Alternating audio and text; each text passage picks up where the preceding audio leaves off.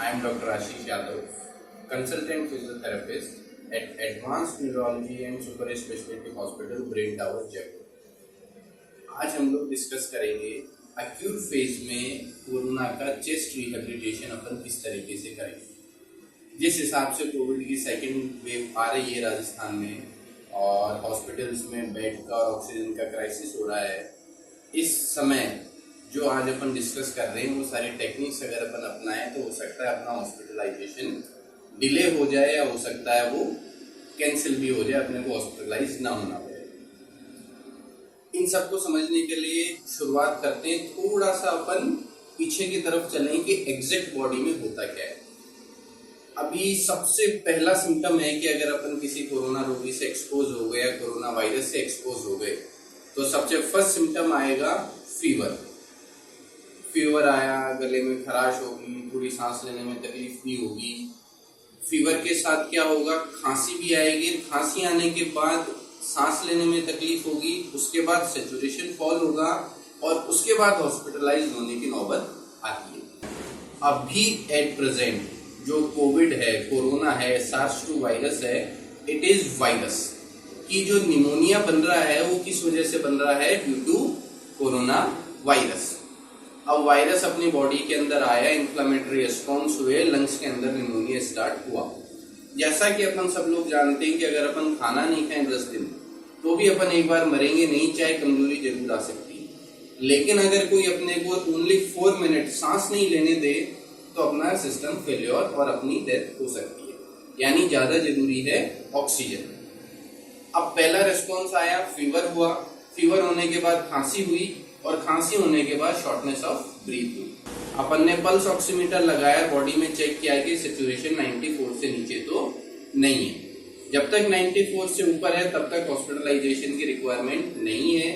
90 to 94 के बीच में जब सैचुरेशन है तो अपने को थोड़ा सर्च करना चाहिए कि अगर इससे नीचे जाए तो अपन किस हॉस्पिटल में जाके एडमिट हो सकते हैं, और 85 to 90 है तो फिर अपने को एडमिट हो जाना चाहिए। अब इस कंडीशन के अंदर ट्रीटमेंट क्या होता है, सबसे इंपॉर्टेंट ट्रीटमेंट होता है एंटीबायोटिक्स मेडिकेशन, उसके बाद होता है ऑक्सीजनेशन, ऑक्सीजनेशन के बाद होता है रेस्ट, और रेस्ट के बाद होता है एयरवे क्लियरेंस थेरेपी। अब इस एयरवे क्लियरेंस थेरेपी को अपन कैसे एग्जीक्यूट कर सकते हैं। सबसे पहले इसमें अपने को यह ध्यान देना है कि अपन क्लियर करेंगे कैसे। अब 2 चीजें हैं, अपन ने सांस लिया, सांस छोड़ा। नॉर्मल ब्रीदिंग पैटर्न के अंदर क्या होता है, जब भी अपन सांस लेते हैं तो सिर्फ अपना पेट फूलता है। कैसे? इस ब्रीदिंग को कहते हैं डायफ्रामेटिक ब्रीदिंग, जो नॉर्मल रिलैक्स ब्रीदिंग होती है। जैसे ही अपन सांस लेते हैं तो डायफ्राम नीचे की तरफ जाता है, सांस छोड़ते हैं तो डायफ्राम वापस ऊपर की तरफ होता है। अब जो अपना नॉर्मल टाइडल वॉल्यूम होता है, यानी एक ब्रेथ में अपन जितने ml ऑक्सीजन लेते हैं वो लगभग 500 ml के आसपास होती है। यानी कि जब मैंने एक सांस ली, सांस छोड़ी, इसका मतलब 500 ml मेरे लंग्स के अंदर ऑक्सीजन गई और उतनी ही मैंने बाहर निकाली। जब प्रॉपर ऑक्सीजनेशन नहीं होता, फेफड़े पूरे एक्सपांड नहीं हो पाते तो 500 की जगह कुछ एयर कम जाती है। क्यों? क्योंकि लोअर लोब काम नहीं करते। ऐसी कंडीशन में अपने को ऑक्सीजनेशन इंप्रूव करने के लिए चाहिए डायफ्रामेटिक ब्रीदिंग। डायफ्रामेटिक ब्रीदिंग कैसे करें, इसके लिए सबसे पहले अपने को ऐसी जगह पे बैठ जाना है जहां पर अपने पैर टिके हुए रहें और अपन न्यूट्रल पोजीशन में बैठ पाए। इसके साथ अपने को सैचुरेशन रखना है, सैचुरेशन प्रॉब अपने फिंगर पे, ताकि अपने का उससे डॉक्यूमेंटेशन हो जाएगा कि सैचुरेशन कितना चल रहा है। इसके बाद हमें सिर्फ क्या करना है, इसको एकदम आसान डायफ्रामेटिक ब्रीदिंग भी भूल जाइए, सिर्फ क्या ध्यान रखना है कि पेट फुलाना है। सांस लेते समय पेट फूलना चाहिए। कैसे?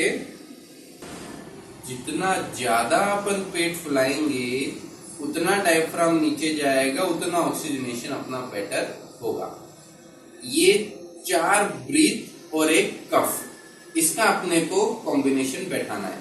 4 बार अपन ने सांस लिया, पेट फुलाया, 4 होने के बाद एक तेज खांसी करनी और अच्छा क्या रहेगा अगर एक खांसी इस तरीके से करें ताकि एटमॉस्फेयर के अंदर अपना स्प्रेड ज्यादा ना हो।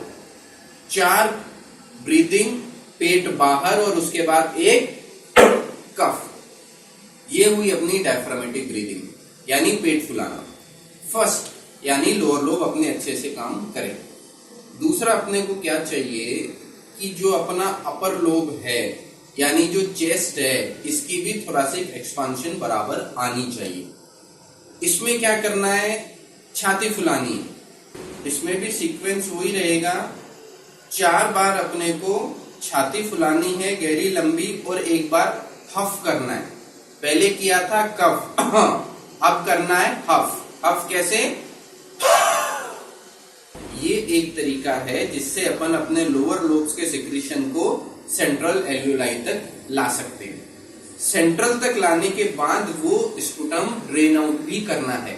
उसका सेकंड तरीका है पोस्चरल ड्रेनेज से, जो अभी हम आपको डेमोन्स्ट्रेट करके बताएंगे। इसके बाद अपने को क्या करना है कि अपन ने लोअर लोब से लंग्स को सिक्रीशन को मोबिलाइज करते हुए सेंट्रल एल्वियोलाई तक लाए।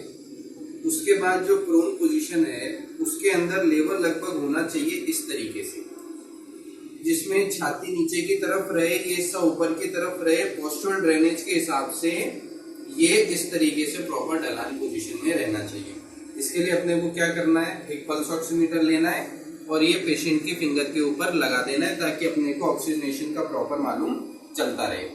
और इसके बाद घर पे अपने को इस तरीके से कप बनाना है। अब अपने को पता है कि यहाँ तक अपनी रिब्स हैं, यानी कि रिब्स के पीछे की तरफ ही लंग्स हैं, तो इससे नीचे नहीं चाहिए, इस हिस्से तक अपने को लंग्स को मेंटेन करना है। इसके लिए क्या करेंगे, इस तरीके से कप बनाएंगे हैंड्स का और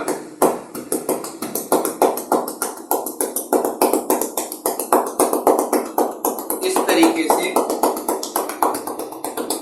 लगभग 3 मिनट इधर और 3 मिनट इधर, इस तरीके से कपिंग थेरेपी से चेस्ट के ऊपर वाइब्रेशन देना है ताकि जो लोअर लोब के सिक्रीशन है जो चिपके हुए हैं, जिनको अपन डीप ब्रीदिंग और डायफ्रामेटिक ब्रीदिंग से थोड़ा सा ऊपर की तरफ लाएं, तो वो सिक्रीशन यहाँ आए ताकि पेशेंट कॉफ करे और कॉफ के साथ उसको अपन रिमूवल करा सकें।